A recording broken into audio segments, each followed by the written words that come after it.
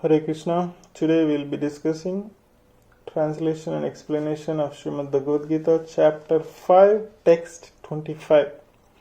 One who is beyond duality and doubt, whose mind is engaged within, who is always busy working for the welfare of all sentient beings, and who is free from all sins, achieves liberations in the Supreme. Only a person who is fully in Krishna consciousness can be said to be engaged in welfare work for all living entities. When a person is actually in the knowledge that Krishna is the fountainhead of everything, then when he acts in that spirit, he acts for everyone. The sufferings of humanity are due to the forgetfulness of Krishna as the supreme enjoyer, the supreme proprietor, and the supreme friend.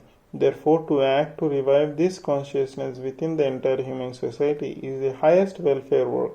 One cannot be engaged in a first-class welfare work without being liberated in the Supreme. A Krishna-conscious person has no doubt about the supremacy of Krishna. He has no doubt because he is completely freed from all sins. This is the state of a divine love. A person engaged only in ministering to the physical welfare of human society cannot factually help anyone. Temporary relief of the external body and the mind is not satisfactory. The real cause of one's difficulty is the hard struggle for life may be found in one's forgetfulness of his relationship to the Supreme Lord. When a man is fully conscious of his relationship with Krishna, he is actually a liberated soul, although he may be in the material plane. Text 26 translation. Those who are free from anger and all material desires, who are self-realized, self-disciplined, and constantly endeavoring for perfection, are assured of liberation in the Supreme in the very near future. Of the saintly persons who are constantly engaged in the striving towards salvation, one who is in Krishna consciousness is the best of all. The Bhagavatam confirms this fact as follows. Just try to worship in devotional service Vasudeva, the Supreme Personality of Godhead. Even great sages are not able to control the forces of the senses as effectively as those who are engaged in the transcendental bliss by serving the lotus feet of the Lord, uprooting the deep down desire for fruitive activities. In the conditioned soul, the desire to enjoy the fruitive results of work is so deep rooted that it is very difficult even for the great sages to control such desire. Despite great endeavor, a devotee of the Lord constantly engaged in devotional service and Krishna consciousness, perfect in self-realization, very quickly attains liberation in the Supreme. Owing to this complete knowledge in self-realization, he always remains in trance. To cite an analogous example of this, by vision, by meditation, and by touch only do the fish, the tortoise, and the birds maintain their offspring. Similarly, do I also, O Padmaja. The fish brings up its offspring simply by looking at them. The tortoise brings up its offspring simply by meditation. The eggs of the tortoise are laid on land, and the tortoise meditates on the eggs while in the water. Similarly, a devotee in Krishna consciousness, although far away from the Lord's abode, can elevate himself to that abode simply by thinking of him constantly by engagement in Krishna consciousness. He does not feel the pangs of material miseries. This state of life is called Brahma Nirvana, or the absence of the material miseries due to the being constantly immersed in the Supreme Lord. Text 27 and 28 translation. Shutting out all external sense objects, keeping the eye and vision concentrated between the two eyebrows, suspending inward and outward breaths within the nostrils, thus controlling the mind, senses, and intelligence, the transcendentalist becomes free from desire, fear, and anger. One who is always in this state is certainly liberated. Being engaged in Krishna consciousness, one can immediately understand one's spiritual identity, and then one can understand the Supreme Lord by means of devotional service. When he is well situated in devotional service, one becomes to the transcendental position, qualified to feel the presence of Lord in the shape of one's activity. The particular position is called liberation in the Supreme. After explaining the above principle, liberation in the Supreme, the Lord gives instruction to Arjuna as to how one can become to that position by the practice of a mysticism of yoga. Knowing the Ashtanga Yoga, which is divisible into the eightfold procedure called Yama, Niyama, Asana, Pranayama, Pratyahara, Dharana, Dhyana, and Samadhi. In the sixth chapter, the subject of yoga is explicitly detailed, and at the end of the fifth, it is only preliminarily explained. One has to drive out the sense objects such as sound, touch, form, taste, and smell by the breathing process in yoga, and then keep the vision of the eyes between the two eyebrows and concentrate on tip of the nose with half closed lids. There is no benefit in closing the eyes altogether, because then there is a very chance of falling asleep.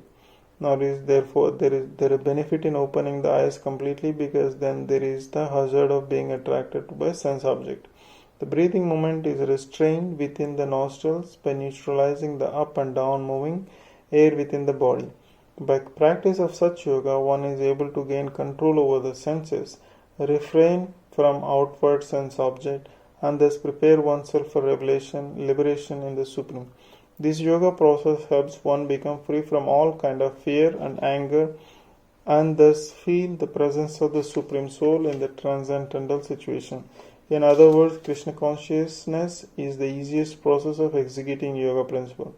This will be thoroughly explained in the next chapter. A Krishna conscious person, however, being always engaged in devotional service, does not risk losing his senses to some other engagement. This is a better way of controlling the senses than by the Ashtanga Yoga. Text 29 translation. The sages, knowing me as the ultimate purpose of all sacrifices and austerities, the Supreme Lord of all planets and demigods, and the benefactor and well-wisher of all living entities, attain peace from the pangs of material misery.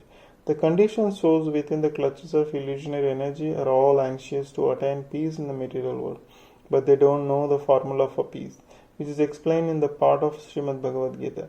The greatest peace formula is simply this: Lord Krishna is the beneficiary in all human activities. Men should offer everything to the transcendental service of the Lord, because he is the proprietor of all planets and the demigods thereon. No one is greater than him. He is the greater than the greatest of the demigods. Lord Shiva and Lord Brahma in the Vedas of the Supreme Lord is described Astam Ishwaram Paramamaheshwaram. Under the spell of illusion, living entities are trying to be lords of all they survey, but actually they are dominated by the material energy of the Lord. The Lord is a master of material nature, and the conditional souls are under the stringent rules of material nature. Unless one understands these bare facts, it is not possible to achieve peace in the world, either individually or collectively. This is the sense of Krishna consciousness. Lord Krishna is the supreme predominator, and all living entities, including the greatest demigods, are his subordinates. One can attain perfect peace only by complete Krishna consciousness. The fifth chapter is also a practical explanation of Krishna consciousness, generally known as Karma Yoga. The question of a mental speculation as how Karma Yoga can give liberation is answered herewith. To work in Krishna consciousness is to work with a complete knowledge of the Lord as the predominator. Such work is not different from the transcendental knowledge. Direct Krishna consciousness is Bhakti Yoga, and Jnana Yoga is the path leading to Bhakti Yoga. Krishna consciousness means to work in full knowledge of one's relationship with Supreme Absolute, and the perfection of this consciousness is full knowledge of Krishna, or the Supreme Personality of Godhead. A pure soul is the eternal servant of God as his fragmental part and parcel. He comes into the contact with Maya, illusion, due to the desires to the lord it over Maya, and that is the cause of his many suffering. As long as he is in contact with matter, he has to execute work in terms of material necessities. Krishna consciousness, however, brings one into the spiritual life even while one is within the jurisdiction of matter, for it is an arousing a spiritual existence by practice in the material world. The more one is advanced, the more he is freed from the clutches of matter. The Lord is not partial toward anyone. Everything depends on the one's practical performance of duties in an effort to control the senses and conquer the influence of desire and anger. and attaining Krishna consciousness by controlling the above-mentioned passions. One remains factually in transcendental stage, Brahma Nirvana. The Eightfold Yoga mysticism is automatically practiced in Krishna consciousness because the ultimate purpose is served. There is a gradual process of elevation in the practice of Yama, Niyama, Asana, Pratyahara, Dhyana, Dharana, Pranayama and Samadhi. But these only preface perfection by devotional service, which alone can award peace to the human being. It is the highest perfection of life. Thus ends the Bhaktivedanta purpose to the 5th chapter of Srimad Bhagavad-Gita in the matter of Karma Yoga, or action in Krishna consciousness.